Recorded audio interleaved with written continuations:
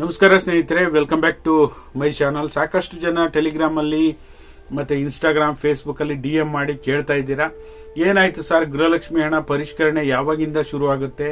ಈಗ ಆಲ್ರೆಡಿ ಶುರುವಾಗಿದೆ ಅಂತ ಹೇಳಿ ಸೋಷಿಯಲ್ ಮೀಡಿಯಾದಲ್ಲಿ ಸುದ್ದಿ ಹರಿದಾಡ್ತಾ ಇದೆ, ನಿಜಾನಾ? ಈ ರೀತಿ ಪ್ರಶ್ನೆಗಳನ್ನ ನಿರಂತರವಾಗಿ ಕೇಳ್ತಾ ಇದ್ದೀರಾ.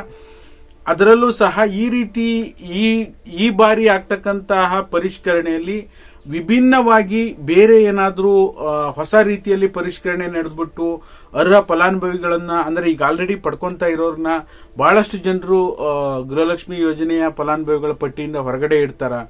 ಅಂದ್ರೆ ಈಗ ಫಾರ್ ಎಕ್ಸಾಂಪಲ್ ಹೇಳಬೇಕು ಅಂದ್ರೆ income tax, GST payer, government officials ಮತ್ತೆ ಯಾರು ನಿಧನ ಹೊಂದಿದ್ದಾರೆ ಅವ್ರ ಖಾತೆಗೆ ಏನ್ ಹೋಗ್ತಾ ಇದೆ ಅಂತವ್ರನ್ನ ಹೊರತುಪಡಿಸಿ ಬೇರೆ ಯಾರಿಗೆ ಪ್ರಾಬ್ಲಮ್ ಆಗುತ್ತೆ, ಬೇರೆ ಯಾರು ಮತ್ತೆ ಗೃಹಲಕ್ಷ್ಮಿ ಯೋಜನೆ ಬೇರೆ ಯಾರ್ದು ಅರ್ಜಿ ರಿಜೆಕ್ಟ್ ಆಗುತ್ತೆ ಅಂತ ನೋಡೋದಕ್ಕೆ ಹೋದ್ರೆ ಇನ್ನೊಂದು ಇಂಪಾರ್ಟೆಂಟ್ ಇದೆ. ಗೃಹಜ್ಯೋತಿ ಮತ್ತೆ ಗೃಹಲಕ್ಷ್ಮಿ ಯೋಜನೆಗೆ ಸಂಬಂಧಪಟ್ಟ ಹಾಗೆ ಮೇಜರ್ ಆಗಿ ಬದಲಾವಣೆ ಆಗುವಂತ ಸಾಧ್ಯತೆ ಇದೆ. ಅದು ಏನು ಅಂತ ನಿಮ್ಗೆ ಈ ವಿಡಿಯೋದಲ್ಲಿ ತಿಳಿಸ್ಕೊಡ್ತೀನಿ.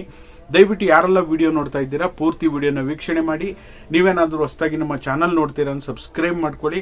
ಹಾಗೆ ಎಲ್ಲರೂ ವಿಡಿಯೋಕ್ಕೊಂದು ಲೈಕ್ ಕೊಡುವ ಮೂಲಕ ಸಪೋರ್ಟ್ ಮಾಡಿ, ಓಕೆನಾ? ನಿಮಗೆ ಪ್ರಮುಖವಾಗಿ ಹೇಳಬೇಕು ಅಂದ್ರೆ ಈಗ ಇನ್ನೂ ಕೂಡ ಗೃಹಲಕ್ಷ್ಮಿ ಯೋಜನೆಯ ಪರಿಷ್ಕರಣೆ ಆರಂಭ ಆಗಿಲ್ಲ. ಈಗ ಅದು ಬಯೋಮೆಟ್ರಿಕ್ ಕೊಡೋದಾಗಿರ್ಬೋದು, ಹೊಸದಾಗಿ ಅರ್ಜಿ ಸಲ್ಲಿಸೋದಾಗಿರ್ಬೋದು, ಯಾವ ಒಂದು ನಿರ್ಧಾರವನ್ನ ಸರ್ಕಾರ ತೆಗೆದುಕೊಳ್ಳುತ್ತೆ ಅಂತ ಇನ್ನೂ ಫೈನಲೈಸ್ ಆಗಿಲ್ಲ. ಹಾಗಾಗಿ ಯಾರು ಕೂಡ ಹೋಗಿ ಹೊಸದಾಗಿ ಅರ್ಜಿ ಸಲ್ಲಿಸೋದಕ್ಕಾಗ್ಲಿ ಅಥವಾ ಬಯೋಮೆಟ್ರಿಕ್ ಕೊಡೋದಕ್ಕಾಗ್ಲಿ ಯಾರು ಕೂಡ ಹೋಗುವಂತ ಅವಶ್ಯಕತೆ ಇಲ್ಲ, ಓಕೆನಾ? ಹಾಗಾದ್ರೆ ಇನ್ಕಮ್ ಟ್ಯಾಕ್ಸ್, GST ಮೊದಲಿನಿಂದ ಪರಿಷ್ಕರಣೆ ಆಗ್ತಾ ಇದೆ. ಎಷ್ಟೋ ಜನರು ಇನ್ಕಮ್ ಟ್ಯಾಕ್ಸ್ ಪೇಯರ್ ಆಗಿರ್ಬೋದು, GST ಪೇಯರ್ ಆಗಿರ್ಬೋದು, ಅಂತವ್ರನ್ನ ಆಲ್ರೆಡಿ ಹೊರಗಿಟ್ಟಿದ್ದಾರೆ. ಮತ್ತೆ ಯಾವ ರೀತಿ ಬದಲಾವಣೆ ಆಗುತ್ತೆ, ಮತ್ತೆ ಯಾವ ರೀತಿಯಾಗಿ ಇವರು ಚೇಂಜ್ ಮಾಡ್ಲಿಕ್ಕೆ ಹೊರಟಿದ್ದಾರೆ ಅಂತ ನೋಡೋದಕ್ಕೆ ಹೋದ್ರೆ ಈಗ ಗೃಹಜ್ಯೋತಿ ಯೋಜನೆಗೆ ಸಂಬಂಧಪಟ್ಟ ಹಾಗೆ ಕೆಲವೊಂದಿಷ್ಟು ಫಲಾನುಭವಿಗಳು ತಾವು ಈಗ ಗೃಹ ಬಳಕೆಗೆ ಏನು ವಿದ್ಯುತ್ ಅನ್ನ ಬಳಕೆ ಮಾಡ್ತಾ ಇದ್ದಾರೆ ಅಂತದಕ್ಕೆ ಮಾತ್ರ ನಾವು ಫ್ರೀ ಕೊಡ್ತಾ ಇದೀವಿ ಅಂತ ಹೇಳ್ತಾ ಇರೋದು. ಅದರಲ್ಲಿ ಕಮರ್ಷಿಯಲ್ ಆಗಿ ಅವ್ರು ಏನಾದ್ರೂ ಕಮರ್ಷಿಯಲ್ ವ್ಯಾಪಾರ ಬಿಸ್ನೆಸ್ ಏನಾದ್ರೂ ಮಾಡ್ತಾ ಇದ್ದಾರೆ ಅಂದ್ರೆ ಅಂತವರು ಸಹ ಈ ಒಂದು ಕರೆಂಟ್ ಅನ್ನ, ವಿದ್ಯುತ್ ಅನ್ನ ಬಳಕೆ ಮಾಡ್ತಾ ಇದ್ದಾರೆ. ಅದನ್ನು ಕೂಡ ನಾವು ಸ್ಟಾಪ್ ಮಾಡ್ತೀವಿ, ನಾವು ಗೃಹ ಬಳಕೆಗೆ ಮಾತ್ರ ಕೊಟ್ಟಿರುವಂತದ್ದು ಅಂತ ಹೇಳಿ CM DK ಶಿವಕುಮಾರ್ ಅವರು ಇದರ ಬಗ್ಗೆ ಸ್ಪಷ್ಟನೆ ನೀಡಿದ್ದಾರೆ. ಇನ್ನು ಗೃಹಲಕ್ಷ್ಮಿ ಯೋಜನೆಗೆ ಸಂಬಂಧಪಟ್ಟಾಗ ಹೇಳಬೇಕು ಅಂದ್ರೆ ಒಂದೇ ಮನೆಯಲ್ಲಿ 3 ಜನ ಗೃಹಲಕ್ಷ್ಮಿ ಹಣ ಪಡ್ಕೊಂತ ಇದ್ದಾರೆ. ನಾವು ಮನೆ ಒಡತಿಗೆ ಮಾತ್ರ ಕೊಡ್ತೀವಿ ಅಂತ ಹೇಳಿದ್ದಾರೆ. ಬಟ್ ಆದ್ರೆ ಅವರು ಡಿವೈಡ್ ಆಗದೆ ಒಂದೇ ಮನೆಯಲ್ಲಿದ್ದು 3-4 ರೇಷನ್ ಕಾರ್ಡ್ಗಳನ್ನ ಮಾಡಿಕೊಂಡು 3-4 ಜನ ಹಣ ಪಡ್ಕೊಂತ ಇದ್ದಾರೆ ಅಂದ್ರೆ ಅಂತದನ್ನ ಕೂಡ ನಾವು ಸ್ಟಾಪ್ ಮಾಡ್ತೀವಿ. ನಾವು ಮನೆಗೆ ಒಬ್ಬರಿಗೆ ನಾವು ಗೃಹಲಕ್ಷ್ಮಿ ಹಣ ಕೊಡ್ತೀವಿ ಅಂತ ಹೇಳಿರುವಂತದ್ದು.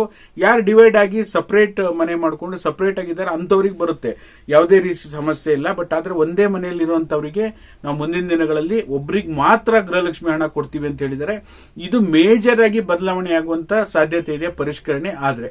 ಅದನ್ನ ಹೊರತುಪಡಿಸಿ ಇನ್ನ ತೀರ್ಕೊಂಡಂತವರ ಖಾತೆಗೆ ಹಣ ಹೋಗಿದ್ರೆ ಅವರ ಖಾತೆಯನ್ನು ವಾಪಸ್ ಪಡೆಯುವಂತ ಕೆಲಸದಲ್ಲಿ ಸರ್ಕಾರ ಈಗ ಆಲ್ರೆಡಿ ಬ್ಯಾಂಕ್ಗಳಿಗೆ ಸೂಚನೆ ಕೊಟ್ಟಿದೆ. ಒಂದಿಷ್ಟು ಅಮೌಂಟ್ ಅನ್ನ ವಾಪಸ್ ಕೂಡ ಪಡೆದುಕೊಂಡಿದೆ, ಓಕೆನಾ? ಇನ್ನ ಮತ್ತೆ GST, income tax pair, government officials ಯಾರಾದ್ರೂ ಪಡ್ಕೊಂತ ಇದ್ರೆ ಅಂತವರಿಗೂ ಸಹ ಈಗ ಆಲ್ರೆಡಿ ಗೃಹಲಕ್ಷ್ಮಿ ಫಲಾನುಭವಿಗಳ ಪಟ್ಟಿಯಿಂದ ಹೊರಗಡೆ ಇಡುವಂತ ಕೆಲಸ ಸರ್ಕಾರ ಮಾಡ್ತಾ ಇದೆ. ಆಸ್ ಯೂಶುವಲ್ ಗಿಂತ ಏನು ಕಳೆದ ಬಾರಿ ಸಹ ಈ ಪರಿಷ್ಕರಣೆ ಆಗಿತ್ತು. ಇನ್ಕಮ್ ಟ್ಯಾಕ್ಸ್, GST ಅಂತ ಯಾರು ಅಪ್ಲಿಕೇಶನ್ ಸ್ಟೇಟಸ್ ಚೆಕ್ ಮಾಡಿದಾಗ ತೋರಿಸ್ತಾ ಇತ್ತು ಅಂತವ್ರನ್ನ ಹೊರಗಡೆ ಇಟ್ಟಿದ್ದಾರೆ. ಈಗ ಸದ್ಯಕ್ಕೆ ಈ ರೀತಿಯಾಗಿ ಕೂಡ ಬದಲಾವಣೆ ಆಗುವಂತ ಸಾಧ್ಯತೆ ಇದೆ. ನಿಮ್ಗೇನ್ ಅನ್ಸುತ್ತೆ? ನೀವು ಯಾವ ರೀತಿಯಾಗಿ ಗೃಹಲಕ್ಷ್ಮಿ ಹಣ ಪಡ್ಕೊಂತ ಇದ್ದೀರಾ? ನೀವು ಅರ್ಹತೆ ಇದ್ದು ನೀವು ಸಪರೇಟ್ ಆಗಿದ್ದೇ ಗೃಹಲಕ್ಷ್ಮಿ ಹಣ ಪಡ್ಕೊಂತ ಇದ್ದೀರಾ ಅಂದ್ರೆ ನಿಮ್ಗೆ ಯಾವುದೇ ರೀತಿ ಸಮಸ್ಯೆ ಇಲ್ಲ, ಓಕೆನಾ? ಹಾಗಾಗಿ ಈ ಬದಲಾವಣೆಗಳು ಆಗುವಂತ ಸಾಧ್ಯತೆ ಇದೆ. ಸದ್ಯಕ್ಕೆ ಆದಷ್ಟು ಬೇಗ ಸರ್ಕಾರ ಪರಿಷ್ಕರಣೆಯನ್ನು ಆರಂಭಿಸಿ ಮುಗಿಸ್ಬಿಟ್ಟು ಆಮೇಲೆ ಆದಷ್ಟು ಬೇಗ ಪೆಂಡಿಂಗ್ ಇರುವಂತ ಗೃಹಲಕ್ಷ್ಮಿ ಹಣ ರಿಲೀಸ್ ಮಾಡಿದ್ರೆ ಒಳ್ಳೇದು ಅನ್ನೋದು ನನ್ನ ಅಭಿಪ್ರಾಯ. ನಿಮ್ಗೆ ಏನ್ಸುತ್ತೆ ಕಮೆಂಟ್ ಮಾಡೋ ಮೂಲಕ ತಿಳಿಸಿ. ಇದಾಗಿತ್ತು ಈ ಕ್ಷಣದ ಮಾಹಿತಿ. ಯಾರೆಲ್ಲ ವಿಡಿಯೋ ನೋಡಿ ಸಪೋರ್ಟ್ ಮಾಡ್ತಾ ಇದ್ದೀರಾ ನಿಮ್ಮೆಲ್ಲರಿಗೂ ಧನ್ಯವಾದಗಳು. ಬಹುತೇಕ ಜನರು ಸಬ್ಸ್ಕ್ರೈಬ್ ಮಾಡದೆ ನೋಡ್ತಾ ಇದ್ದೀರಾ, ದಯವಿಟ್ಟು ಸಬ್ಸ್ಕ್ರೈಬ್ ಮಾಡಿ, ಲೈಕ್ ಮಾಡಿ. Thank you so much for watching.